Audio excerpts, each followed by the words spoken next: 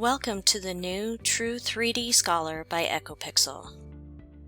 Enhancing the already popular allied health applications, the True 3D Scholar enables users to visualize and interact with CT and MRI DICOM image data to assist in medical education.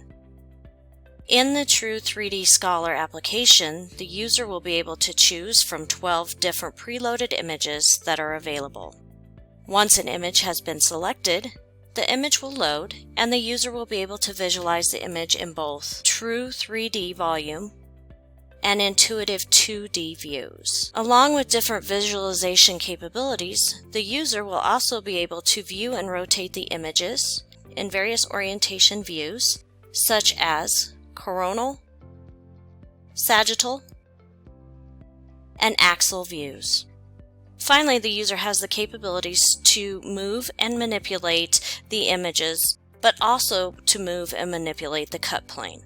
By using the stylus, the user will interact the stylus with the cut plane until the cut plane ray turns cyan. At that moment, the user will then be able to click and hold the front button, thereby allowing the cut plane to be able to be moved by the user's motions.